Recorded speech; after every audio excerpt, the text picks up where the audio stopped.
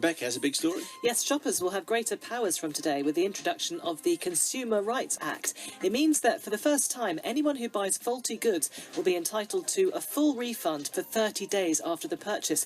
There will also be more protection for people who buy digital content, such as ebooks or online films and music. Well, Helen is a consumer blogger and the author of How to Complain, the essential consumer guide to getting refunds, who goes by the name of the Complaining Cow. Hello, Helen. Hi. Can you tell us a bit more, first of all, about how the law has changed in reference to faulty goods?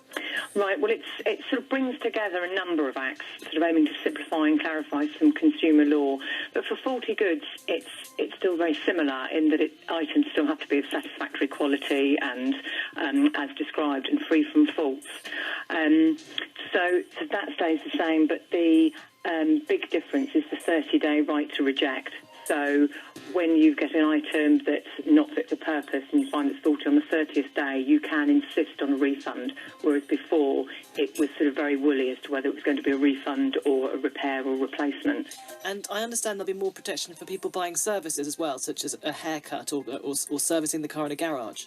That's right. Although that was covered by the Supply of Goods and Services Act 1982, that's now been repealed as part of this Act. So it's bringing it all together, so that the goods and services are all and contracts are all under this one Act now.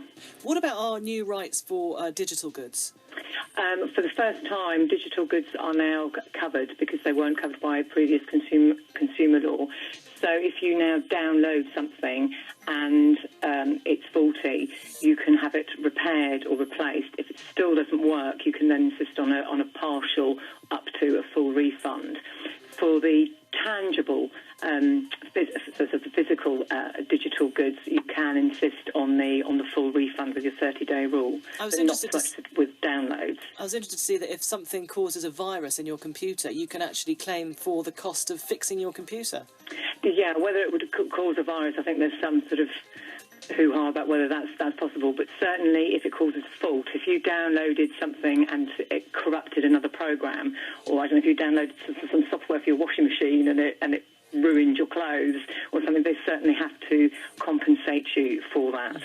Just to be clear, there's still no absolute right to a refund if we just change our mind on something, is there? No, there isn't. If you change your mind, that's it. Unless you bought it online. So if you've bought it off premises, you then have your 14-day cooling period.